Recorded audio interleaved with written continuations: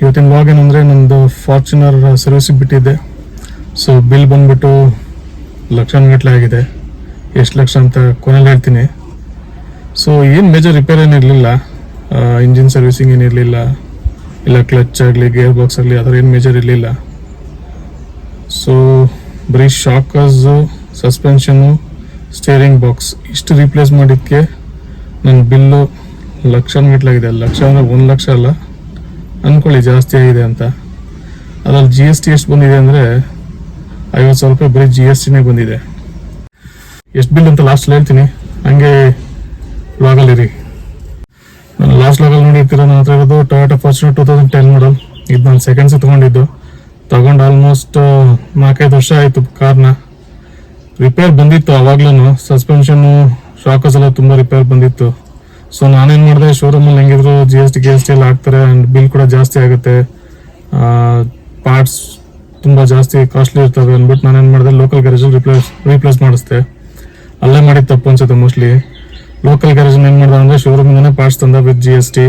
ಬರೀ ಅವನು ಫಿಟ್ ಮಾಡಿಕೊಟ್ಟಿದ್ದೆ ಅಷ್ಟೇ, ಅದು ಸರಿಯಾಗಿ ಫಿಟ್ ಮಾಡಲಿಲ್ಲ. ಲೋಕಲ್ ಗ್ಯಾರೇಜವ್ರಿಗೆ ಅಷ್ಟೊಂದು ಐಡಿಯಾನೇ ಇರಲ್ಲ, ಸುಮ್ಮನೆ ಏನೋ ಮಾಡ್ತೀನಿ ಅಂತ ಎಲ್ಲರೂ ಕಾರಿಸ್ಕೋತಾರೆ, ಯಾರು ಸರಿಯಾಗಿ ಆ ಮಟ್ಟಿಗೆ ಮಾಡಲ್ಲ. ಸೊ ಏನಾಯ್ತು ಅಂದರೆ ಮತ್ತೆ ನನ್ನ ಸಸ್ಪೆನ್ಷನ್ ಶಾಕರ್ ಎಲ್ಲ ಹಾಳಾಯಿತು.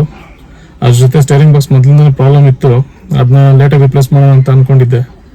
ಸೊ ನಾನು ಮೇಜರ್ ತಪ್ಪೇನು ಮಾಡಿದ್ದೆ ಅಂದರೆ, ನಾನು ಟೊಯೋಟಾ ಫಾರ್ಚುನರ್ 2010 ಮಾಡಲು it's 4x4 vehicle, so all wheel drive. ಆ ಒಂದು ಜೋಶಲ್ಲಿ ನಮ್ಮೂರು ಬಂದ್ಬಿಟ್ಟು ಗವಿ ಬೆಟ್ಟ ಹತ್ರ. ಸೊ ಗವಿ ಬೆಟ್ಟ ಹಚ್ಚಕ್ಕೆ ಇದೇ ಕಾರ್ ಹೋಗಿದ್ದು.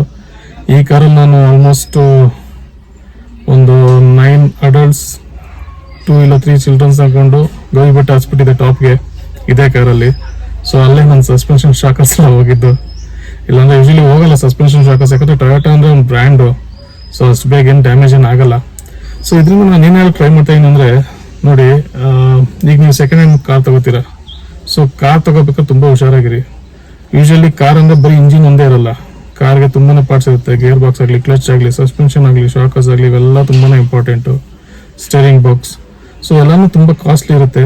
ಸೊ ನೀವು ಅದನ್ನ ನೀಟಾಗಿ ವೆರಿಫೈ ಮಾಡಿ ತಗೊಳ್ಳಿ, ಇಲ್ಲ ಒಳ್ಳೆ ಮೆಕ್ಯಾನಿಕ್ ಇದ್ರೆ ವೆರಿಫೈ ಮಾಡಿಸಿ ತಗೊಳ್ಳಿ ಅಂತಲೇ ಹೇಳೋದು. ಸೊ ಜನ ಹೇಗೆ ಮೋಸ ಹೋಗ್ತಾರೆ ಅಂತ ಹೇಳ್ತೀನಿ ನೋಡಿ. ಈಗ ನಾನೀಗ ಗ್ಯಾರೇಜಲ್ಲಿ ಮೆಕ್ಯಾನಿಕ್ ಹತ್ರ ಮೋಸ ಹೋದೆ. ಅವನು ಕರೆಕ್ಟಾಗಿ ಅಲೈನ್ಮೆಂಟ್ ಮಾಡೋಕ್ಕೆ ಬರಲಿಲ್ಲ, ಏನಿಲ್ಲ. ಆಲ್ಮೋಸ್ಟ್ 50,000-60,000 ರೂಪಾಯಿ 70,000 ರೂಪಾಯಿ ಬಿಲ್ ಆಯಿತು. ಸೊ ಮತ್ತೆ ಒಂದು 6 ಮಂತ್ಸ್ ಒಳಗಡೆ ಮತ್ತೆ ರಿಪೇರಿ ಬಂತು. ಸೊ ಇದು ಮೆಕ್ಯಾನಿಕ್ಗಳು ಮಾಡೋ ಪ್ರಾಬ್ಲಮ್ಮು. ಇನ್ನು ಸೆಕೆಂಡ್ ಶೋರೂಮರ್ ಆದರೆ ನನ್ನ ಫ್ರೆಂಡ್ ಒಬ್ಬ ಇದ್ದಾನೆ, ಶಿವಾನಂದ್ ಅಂತ. ಮೊನ್ನೆ ತಾನೇ ಟೊಯೋಟಾ ಇನೋವಾ ತೊಗೊಂಡ, 2006 ಮಾಡಲ್ಲು, ಅರೌಂಡ್ 5 lakhs ತೊಗೊಂಡಿದ್ದಾನೆ. ಸೊ ಅವನು ಮೀಟರ್ ರೀಡಿಂಗ್ ಕೊಟ್ಟಿದ್ದು 1,80,000 ಏನೋ ಕಿಲೋಮೀಟರ್ ಓಡಿದೆ ವೆಹಿಕಲ್ ಅಂತ ಮೀಟರ್ ರೀಡಿಂಗ್ ಕೊಟ್ಟಿದ್ದು. ಆದರೆ ಯಾವುದಕ್ಕೂ ಇರಲಿ ಅಂದ್ಬಿಟ್ಟು ನಾನೇನು ಮಾಡಿದೆ, ನನ್ನ ಸರ್ವಿಸ್ ಆಗಿದ್ದ ಗಾಡಿ ಬಂದ್ಬಿಟ್ಟು ಶಕ್ತಿ ಟೊಯೋಟಾ ಹಾಸನಲ್ಲಿ. ಸೊ ಅಲ್ಲೊಬ್ಬ ಫ್ರೆಂಡ್ ಪರಿಚಯ ಇದ್ರು. ಸೊ ಹಂಗೆ ಸುಮ್ಮನೆ ಸರ್ವಿಸ್ ಹಿಸ್ಟ್ರಿ ಚೆಕ್ ಮಾಡೋಣ ಅಂತ ಅವನ್ನ ಕರ್ಕೋದ್ವಿ. ಸರ್ವಿಸ್ ಹಿಸ್ಟ್ರಿ ಚೆಕ್ ಮಾಡಿದಾಗಲೇ ಗೊತ್ತಾಗಿದ್ದು ಆ ಕಾರ್ ಆಲ್ರೆಡಿ 4.5 lakh ಕಿಲೋಮೀಟರ್ ಓಡಿದೆ ಅಂತ. ಅದು 2020ಲೇ ಆ ಕಿಲೋಮೀಟರ್ ರನ್ನಿಂಗ್ ಆಗಿದೆ as per showroom history.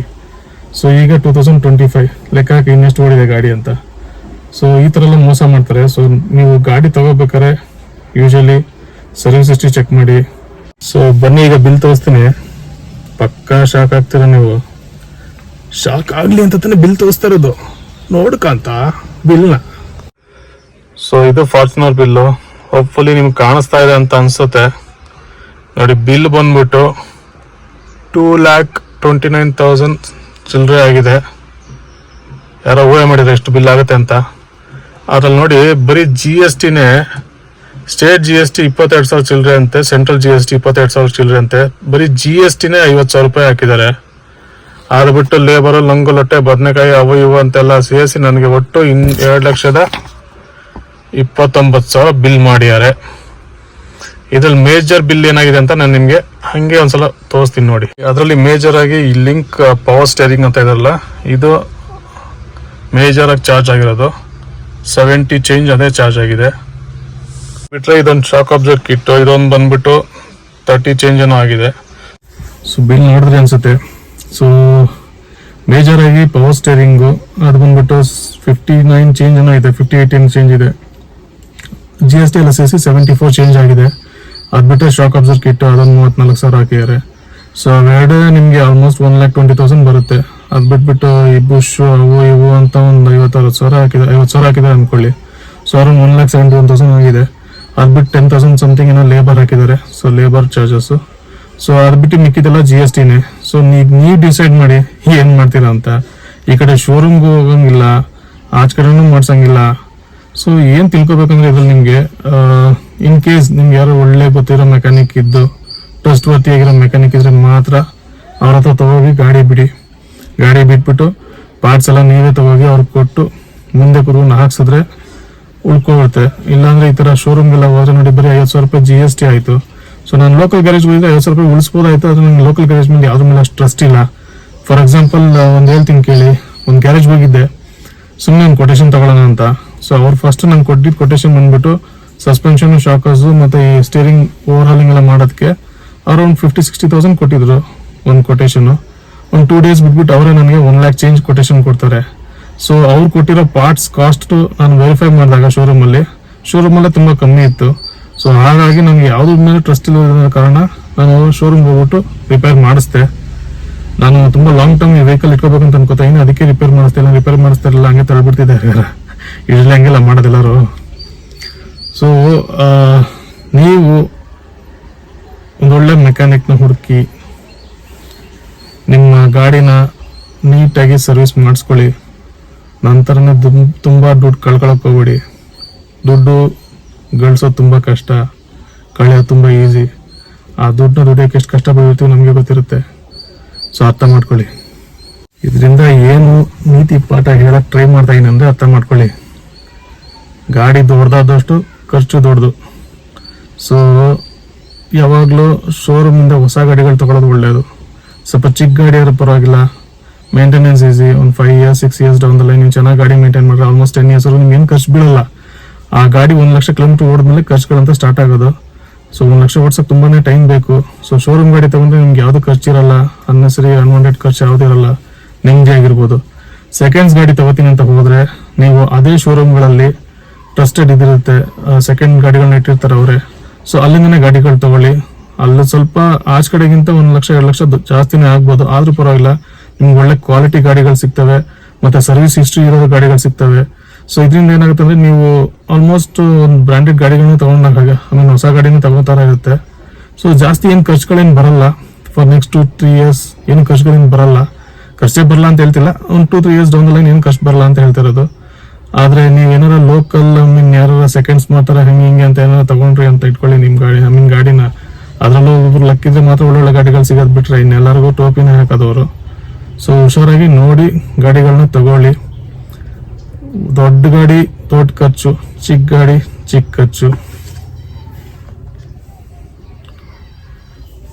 So ದೊಡ್ಡ ಗಾಡಿ ದೊಡ್ಡ ಖರ್ಚು, ಚಿಕ್ಕ ಗಾಡಿ ಚಿಕ್ಕ ಖರ್ಚು. ಆದ್ರೆ ಚಿಕ್ಕ ಗಾಡಿ ಆದ್ರೆ ನೆಮ್ಮದಿಯಾಗಿರ್ಬೋದು. ಸ್ವಲ್ಪ ಯೋಚನೆ ಮಾಡಿ ತಗೊಳ್ಳಿ. ನಾನು ತಗೊಂಡಿದ್ದು ಆಫ್ ರೋಡಿಂಗ್ ಮಾಡ್ಬೇಕಂತ ಪರ್ಪಸ್ ತಗೊಂಡಿದ್ದು. ಆದ್ರೆ ಇಷ್ಟೊಂದೆಲ್ಲ ಎಕ್ಸ್ಪೆನ್ಸಸ್ ಆದ್ಮೇಲೆ ಆಫ್ ರೋಡಿಂಗ್ ಅಂತ ಮಾಡೋ ಅಂತ ಒಂದು ಐಡಿಯಾನೇ ಇಲ್ಲ ಈಗ ನನಗೆ. ಆದ್ರೂ ಎಲ್ಲಾರ ನಮ್ಮ ಊರ್ ಕಡೆ ಎಲ್ಲ ಹೋದಾಗ ಅಲ್ಲಿ ಹೋಗೋ ರೂಟ್ಗಳೆಲ್ಲ ಆಲ್ಮೋಸ್ಟ್ ಆಫ್ ರೋಡಿಂಗ್ ತರನೇ ಇರ್ತವೆ. ಸೊ ಅಲ್ಲೇನೋ ಮೈನರ್ ಆಫ್ ರೋಡಿಂಗ್ ಮಾಡಿದಾಗ ನಾನು ನಿಮ್ಗೆ ವಿಡಿಯೋ ಪೋಸ್ಟ್ ಮಾಡ್ತಾ ಹೋಗ್ತೀನಿ, ನೋಡ್ತಾ ಇರಿ. ಸೊ ಈ ವಿಡಿಯೋ ಎಂಡಲ್ಲಿ ನಾನು ನಿಮ್ಗೊಂದು ಫೋಟೋ ಹಾಕಿರ್ತೀನಿ. ಆ ಫೋಟೋದಲ್ಲಿ ಎಕ್ಸಾಕ್ಟ್ ಬಿಲ್ ಎಷ್ಟಾಗಿದೆ ಅಂತ ಕ್ಲಾರಿಟಿ ಸಿಗುತ್ತೆ. ಯಾಕಂದ್ರೆ ವಿಡಿಯೋದಲ್ಲಿ ಅಷ್ಟು ಕ್ಲಿಯರಾಗಿ ಕಾಣಿಸಿರಲ್ಲ ನಿಮಗೆ. ಸೊ ಆ ಫೋಟೋದಲ್ಲಿ ನೋಡಿ, ವಿಡಿಯೋದಲ್ಲಿ ಎಂಡಲ್ಲಿ ಎಷ್ಟು ಬಿಲ್ ಆಗಿದೆ, ಎಕ್ಸಾಕ್ಟ್ಲಿ ಎಷ್ಟು GST ಆಯಿತು ಎಲ್ಲ ವಿಡಿಯೋ ಎಂಡಲ್ಲಿ ಸಿಗುತ್ತೆ ನಿಮಗೆ. ಸೊ ನೀವು ಕೇಳ್ಬೋದು ಏನೋ ಕನ್ಸೆಷನ್ ಕೊಟ್ರ ಅಂತ. ಒಳ್ಳೆ ಯೂಟ್ಯೂಬರ್ ಆಗಿದ್ರೆ ಮೋಸ್ಟ್ಲಿ ಜಾಸ್ತಿ ಕನ್ಸೆಷನ್ ಕೊಟ್ಟಾರೇನೋ. ನಮಗೆಲ್ಲ ಇಲ್ಲಿ ಒಂದು ಅರೌಂಡ್ 6-7,000 ಕನ್ಸೆಷನ್ ಕೊಟ್ಟರು. ಅದು ನಾನು ತುಂಬ ರಿಕ್ವೆಸ್ಟ್ ಮಾಡ್ಕೊಂಡಿದ್ದಕ್ಕೆ ಆ ಕನ್ಸೆಷನ್ ಸಿಕ್ಕಿದ್ದು ನನಗೆ. ಇಲ್ಲಾಂದಿದ್ರೆ ನನ್ನ ಬಿಲ್ ಬಂದ್ಬಿಟ್ಟು 2,40,000 ಹತ್ರ ಹೋಗ್ಬಿಡೋದು. ಸೊ ನೋಡಿ ಮಾಡಿ ತಗೊಳ್ಳಿ ಗಾಡಿಗಳು ತಗೋಬೇಕಾರೆ. ಯಾಕಂದ್ರೆ ಆಬ್ವಿಯಸ್ಲಿ ಎಲ್ಲರಿಗೂ ಹುಡುಗರು ಅಂತ ಇದ್ಮೇಲೆ ಒಂದು ಗಾಡಿ ತಗೋಬೇಕು, ಫ್ಯಾಮಿಲಿ ಜೊತೆ ಓಡಾಡಬೇಕು ಅಂತ ತುಂಬ ಕನಸಿರುತ್ತೆ. ಸೊ ಆ ಕನಸನ್ನ ನೆರವೇರಿಸ್ಬೇಕು ಅಂದ್ಬಿಟ್ಟು ಹೋಗಿ ಹಳ್ಳಕ್ಕೆ ಬೀಳ್ಬೇಡಿ. ಆ ಕನಸು ನೆರವೇರ್ಸೋಕೆ ಸ್ವಲ್ಪ ಟೈಮ್ ಆದ್ರೂ ಪರವಾಗಿಲ್ಲ, ಸ್ವಲ್ಪ ನೋಡಿ ಮಾಡಿ ಯೋಚನೆ ಮಾಡಿ ಗಾಡಿ ತಗೊಳ್ಳಿ. ಸೊ ಈ ವ್ಲಾಗ್ ಇಷ್ಟೇ. ಸೊ ನೆಕ್ಸ್ಟ್ ವ್ಲಾಗಲ್ಲಿ ನಾನು ರಿಪೇರ್ ಆದಮೇಲೆ ಗಾಡಿ ಹೇಗಿದೆ ಓಡ್ಸೋಕ್ಕೆ, and Toyota Fortuner type 1 power modes ಏನೇನಿರುತ್ತೆ, ಎಷ್ಟು ಪವರ್ ಇದೆ ಗಾಡಿ, ಇನ್ನು ಹೇಗಿದೆ ಡ್ರೈವ್ ಎಕ್ಸ್ಪೀರಿಯನ್ಸ್ ಎಲ್ಲ ಡೀಟೇಲಾಗಿ ಒಂದು ರಿವ್ಯೂ ಹಾಕ್ತೀನಿ. ಅಂಟಿಲ್ ದೆನ್ ಸಿಗೋಣ ನೆಕ್ಸ್ಟ್ ವಿಡಿಯೋದಲ್ಲಿ. ನಮಸ್ಕಾರ.